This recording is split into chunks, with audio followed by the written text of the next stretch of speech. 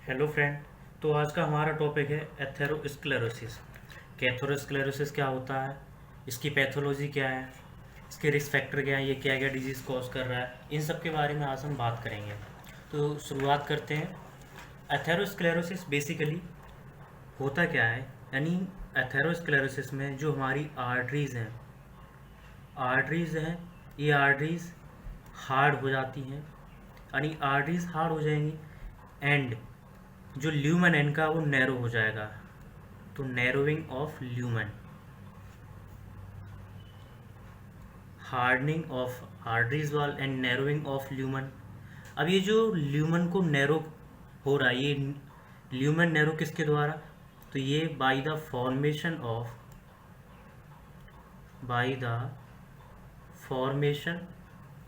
Of plaque, यानी जो plaque है उसके फॉर्मेशन होने के कारण ये जो ल्यूमन है आर्टरी का वो नैरो हो जा रहा है। अब बात करते हैं कि ये जो प्लेक है ये किसका बना होता है। ये जो प्लेक है ये made up of cholesterol, cholesterol का बना होता है, फैट का बना होता है, कैल्शियम का बना होता है एंड अदर सब्सटेंस जो भी मतलब ब्लड में प्रेजेंट होते हैं हमारे ब्लड में वे तो and other substance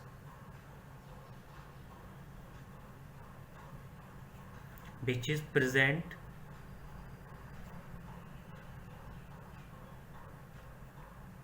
in blood. तो प्लेक का फॉर्मेशन हो गया। प्लेक फॉर्मेशन हो गया यानी मैंने मान लिया कि ये कोई आर्टरी है, ये कोई नॉर्मल आर्टरी है। तो इस नॉर्मल आर्टरी में क्या हुआ, इसकी जो बाल है इसमें कहीं प्लेक का फॉर्मेशन हो गया। अब ये प्लेक का फॉर्मेशन हुआ यानी ये हार्डनिंग होगी इसकी आर्टरीज की बाल की, और प्लेक फॉर्मेशन हुआ। ये प्लेक फॉर्मेशन जैसे जैसे समय बढ़ता जाता है, ये जो प्लेक बन रहा है ये कोलेस्ट्रॉल से, फैट से, कैल्शियम के और अदर सब्सटेंस से जो ब्लड में प्रेजेंट है उनके डिपोजिशन से बन रहा है। तो धीरे धीरे ये क्या करेगा, बढ़ता जाएगा और एक समय आएगा कि ये इतना बढ़ जाएगा एक सर्टेन एज के बाद कि ये ल्यूमेन को 70 to 80% ऑक्यूपाई कर लेगा। तो इस कंडीशन में क्या होगा, उसके कॉम्प्लिकेशन के बारे में हम बात करेंगे। तो हम अब स्टार्ट करते हैं कि इसकी पैथोलॉजी क्या है। तो पहले जनरल थोड़ी सी बात कर लेते हैं आर्टरी के बारे में, कि जो हमारी आर्टरीज हैं ये क्या करती हैं, ब्लड को कैरी करती हैं, यानी कैरी ब्लड को कैरी करती हैं कहाँ से, from heart, carry blood from heart through out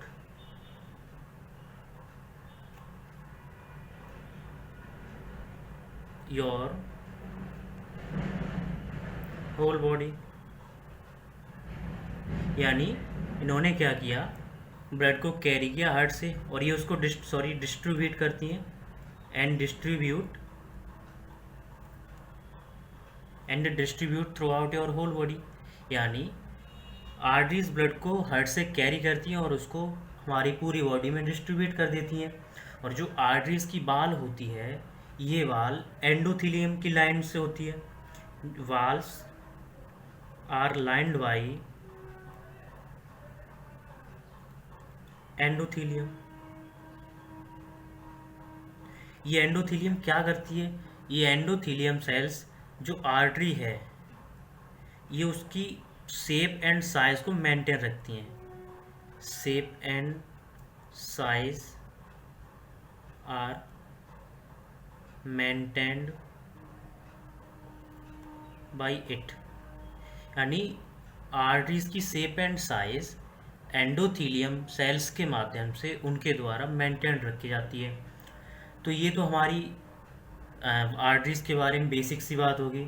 लेकिन हम बात करते हैं कि अथेरोस्क्लेरोसिस है, यानी ये अथेरोस्क्लेरोसिस है,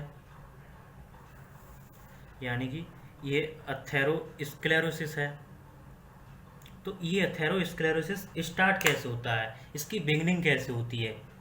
तो इट स्टार्ट्स या इट्स फॉर्मेशन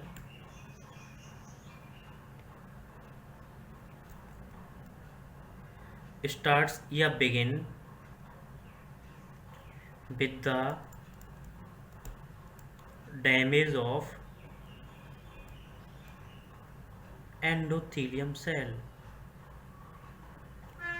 यानी ये जो हमारी एंडोथीलियम सेल हैं, जैसे ये डैमेज हो जाती हैं तो प्लेग का फॉर्मेशन स्टार्ट हो जाता है। लेकिन अगर ये एंडोथीलियम सेल डैमेज हो रही हैं तो इसको डैमेज कौन कर रहा है? तो एंडोथीलियम सेल जो डैमेज हो रही हैं, डैमेज्ड बाई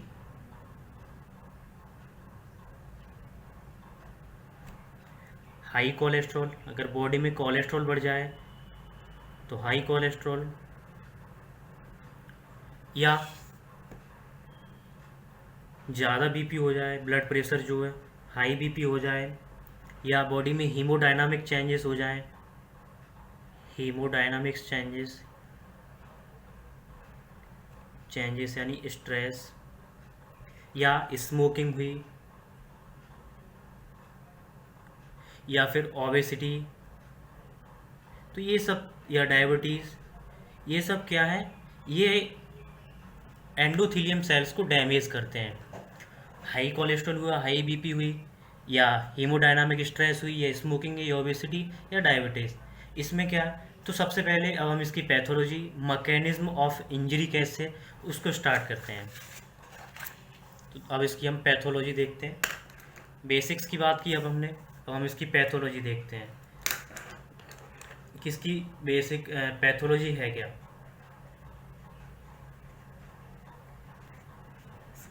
यानी पैथोलॉजी, ये डैमेज जो हो रही है, पूरे डैमेज होने की पूरी प्रोसेस क्या है, उसकी पैथोलॉजी के बारे में बात करते हैं।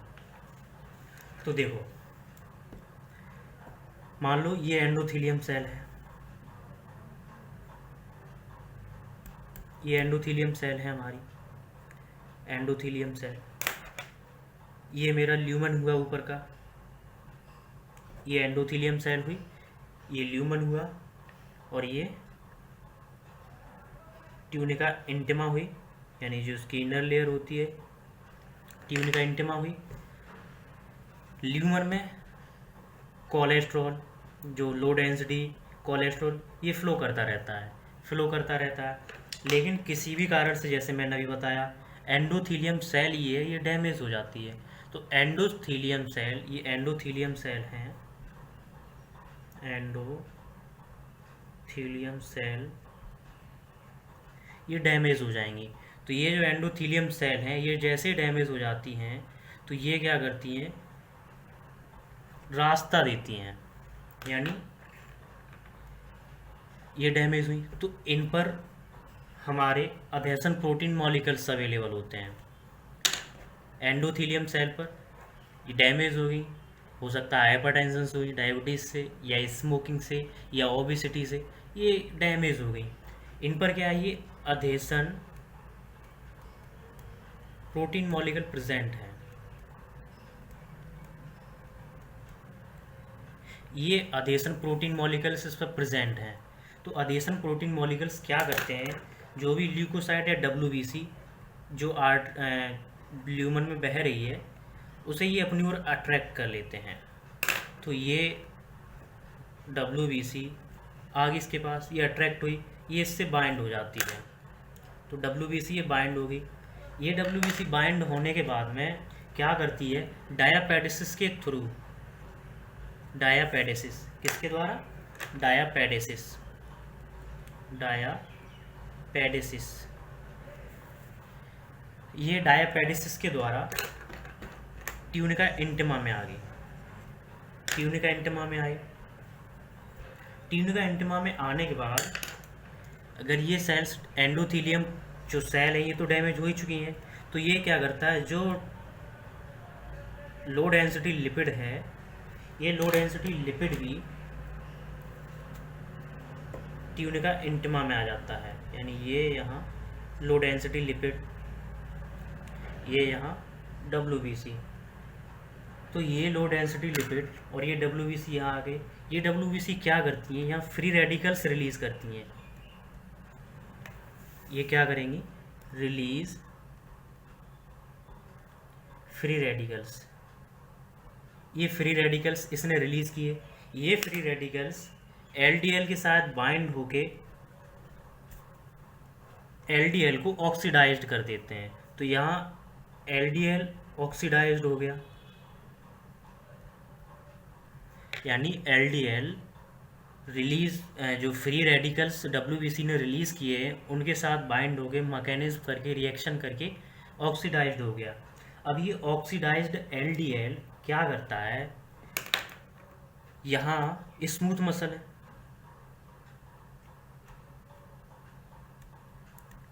ये हमारी जो मीडिया है, ट्यून का मीडिया, उसकी स्मूथ मसल्स हैं। तो ये स्मूथ मसल, ये ऑक्सीडाइज्ड ऑक्सीडाइज्ड एलडीएल इन स्मूथ मसल के साथ क्रिया कर लेता है, और स्मूथ मसल के साथ रिएक्शन करने के बाद में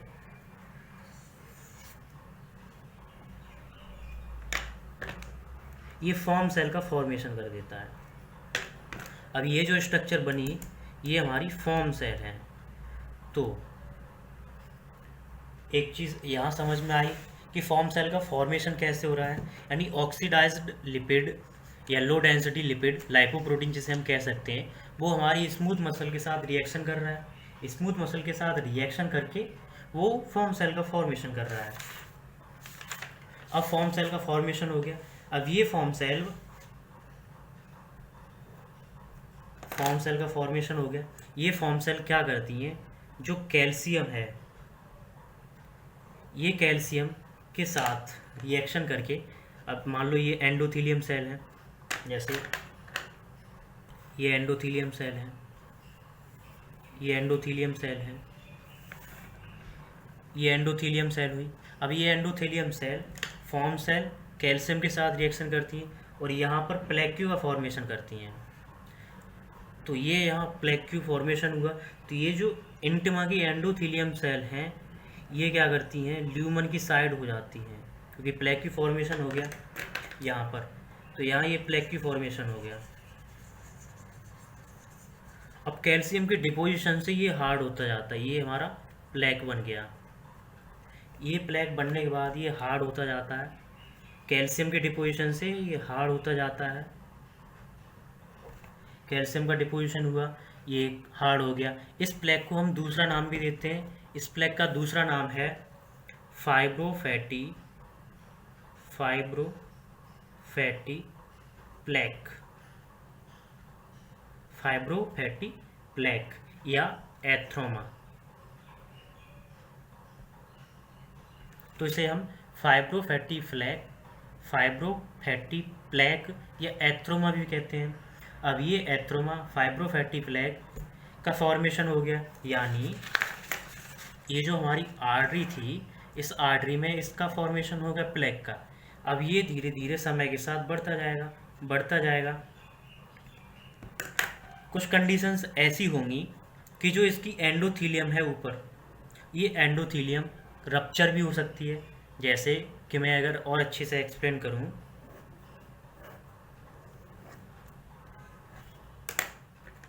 ये मेरे पास आर्टरी है और यहाँ प्लेक का फॉर्मेशन हो गया है, ये प्लेक का फॉर्मेशन हो गया। इसकी जो एंडोथीलियम लेयर है, डिपेंड करता है कि अब ये जो प्लेक है, इसकी एंडोथीलियम जो वाल है उसका साइज़ कैसा है, कि वो ज़्यादा मोटी है, मोर थिक है, या नॉर्मल है, या थिन है। तो ये एंडोथीलियम सेल क्या है, ये कभी कभी डैमेज, रप्चर हो जाती है। ये रप्चर हो गई या इरोजन हो गया इसमें। तो ये इरोजन होने से जो ब्लड में कंटेंट है, जो WBC हैं, वो यहाँ बनने लगती हैं, यहाँ बनने लगी, ये बनने लगी। ये बन जाने से क्या हुआ, ये कुछ ग्रोथ फैक्टर, अपने जो प्लेटलेट्स ग्रोथ फैक्टर होते हैं, उनको रिलीज़ करती हैं। तो ये ग्रोथ फैक्टर अपना साइज बढ़ा लेते हैं। ये अब प्लेक हमारा इतना बड़ा हो गया, अब ये प्लेक बढ़ गया, इसने इतना ल्यूमेन घेर लिया, इसमें हो गया इन्फ्लामेशन। इसका जो साइज़ बढ़ा वो इन्फ्लामेशन होने के कारण बढ़ा। अब ये इन्फ्लामेशन हुआ तो होता क्या है कि अगर ब्लड यहाँ से फ्लो हो रहा है, ये ब्लड का फ्लो हो रहा है, तो ब्लड तो फ्लो होता हुआ जा रहा है। तो ब्लड जो फ्लो होता जा रहा है वो इससे लगता हुआ जा रहा है। तो अगर ये नॉर्मल होगी, यानी वीक होगी इसकी, तो ये क्या होता है, यहाँ से ब्रोक हो जाता है, यहाँ से टूट जाता है।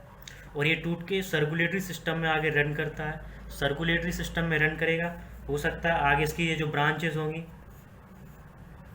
मान लो ये ब्रांच है, तो ये ब्रांच अब ये यहाँ से जब रन करके जा रहा है प्लेग, अगर ये यहाँ आया और अगर इस आर्टरी का जो साइज़ है वो इस प्लेग के साइज से कम है, तो ये यहाँ आके ब्लॉक कर देगा।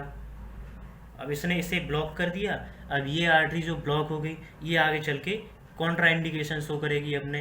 हो सकता है अगर ये कोरोनरी आर्टरी में हो रहा है तो कोरोनरी आर्टरी में हुआ तो ये कोरोनरी आर्टरी को ब्लॉक कर देगा और ये कार्डियक हार्ट अटैक जो होता है उसकी कंडीशन शो कर सकता है। या दूसरा चेस्ट पेन या कफिंग या एंजाइटी, इस तरीके की कंडीशन शो कर सकता है। ठीक, तो ये हमारा अभी एथेरोस्क्लेरोसिस बेसिक, उसके बारे में हमने बात की कि ये पैथोलॉजी क्या है, इसकी पैथोलॉजी यानी प्लेग का फॉर्मेशन कैसे होता है। उसके बाद हम इसके थोड़े से रिस्क फैक्टर की बात कर लेते हैं, या हम बात कर लेते हैं सिम्टम्स की कि अगर ये हमारी कैरोटिड आर्टरी में होता है तो क्या। तो जैसे हम बात करते हैं सिम्टम्स की, तो हम यहाँ बात करते हैं सिम्टम्स।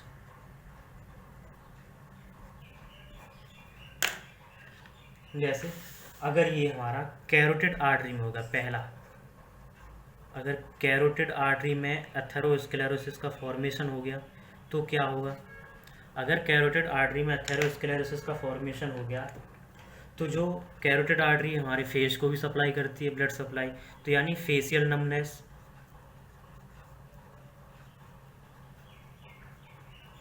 फेशियल नमनेस होगी, फेशियल नमनेस होगी। और दूसरा क्या होगा, वीकनेस होगी, वीकनेस होगी। हेडेक हो सकता है, सिर दर्द हो सकता है, डिस्पनिया की कंडीशन हो जाए, तो ये कंडीशन कॉज हो सकती है, ये सिम्टम्स दिखेंगे अगर कैरोटिड आर्टरी में हमारे प्लेग का फॉर्मेशन हुआ है। दूसरा, अगर कोरोनरी आर्टरी में हो जाए, जो प्लेग है उसका फॉर्मेशन कोरोनरी आर्टरी में हो जाए तो क्या होगा, क्या क्या सिम्टम्स होंगे। अगर कोरोनरी आर्टरी में हो रहा है तो ये सबसे पहले चेस्ट पेन कॉज करेगा, जो कि हमारा एंजाइना पेक्टोरिस का सिंबल होता है। कफिंग करेगा, वोमिटिंग करेगा और एंजाइटी कॉज करेगा। तो ये हमें सब सिम्टम्स दिखाई देंगे कोरोनरी आर्टरी एथेरोस्क्लेरोसिस फॉर्मेशन में। तीसरा हम अगर बात करें तो जैसे रीनल आर्टरीज़ हैं हमारी, तो रीनल आर्टरीज़ हैं, अगर रीनल आर्टरीज़ में प्लेग का फॉर्मेशन हो जाए तो उसमें क्या क्या सिम्टम्स दिखेंगे, हमें दिखेंगे कि जो भूख है हमारी यानी loss of appetite, loss of appetite, swelling of limbs, जो हमारे लिम्स हैं उनमें स्वेलिंग आ जाएगी, स्वेलिंग ऑफ लिम्स, तो जो लिम्स हैं उनमें स्वेलिंग हो जाएगी। अगर यही प्लेग का फॉर्मेशन हमारी पेरीफेरल आर्टरीज में हो जाए, पेरीफेरल आर्टरीज, तो क्या होगा। अगर ये प्लेग का फॉर्मेशन हमारी पेरीफेरल आर्टरीज में हो रहा है तो नम्बनेस होगी, पेन होगा। पेन कहाँ होगा, हमारे हाथ पैरों में, pain in hand and feet, तो पेन होगा। तो ये सब सिम्टम्स हमें दिखाई देंगे जब प्लेग का फॉर्मेशन हो जाएगा, क्योंकि प्लेग एक्चुअली में स्टिकी होता है और deposition of calcium fat dead WBC के डिपोजिशन से होता है। क्योंकि हम यहाँ देख रहे थे, हमने यहाँ देखा कि जैसे ये फॉर्म सेल का फॉर्मेशन हो गया, ये क्या है हमारी WBC है, WBC में लो डेंसिटी लिपिड साथ में स्मूथ मसल, तीनों का कॉम्बिनेशन है, ये डेड हो जाती हैं, डेड हो गई। तो डेड होने के कारण कैल्शियम के साथ ये डिपोजिट करे, कैल्शियम हार्डनिंग देगा, जो उसकी वाल है उसको हार्डनिंग देगा, ठीक है। तो इस तरीके से ये प्लेग का फॉर्मेशन हो गया, इसके ये सिम्टम्स हो गए जो हमें सिम्टम्स दिखाई देंगे। और अगर हम थोड़ी सी और बात कर लेंगे जो आर्टरीज होती हैं, जैसे ये मेनली किस में हमने बात की, ये कैरोटिड आर्टरी, कोरोनर आर्टरी, या रीनल आर्टरी, पेरिफेरल आर्टरी में, यानी प्लेग का जो फॉर्मेशन होता है वो इलास्ट्रिक आर्टरीज में होता है मेनली। इलास्ट्रिक आर्टरी, अब जैसे इलास्ट्रिक आर्टरी की बात करें, हमारी कैरोटिड आर्टरी होगी। इलास्ट्रिक आर्टरी के एग्जांपल कैरोटिड आर्टरी हुई, एओर्टिक आर्टरी हुई, एओर्टिक आर्टरी हो गई, या इलियक आर्टरी। तो ये सब इलास्ट्रिक आर्टरी के एग्जांपल होते हैं। तो आई होप आप सबको ये समझ में आया होगा कि हमने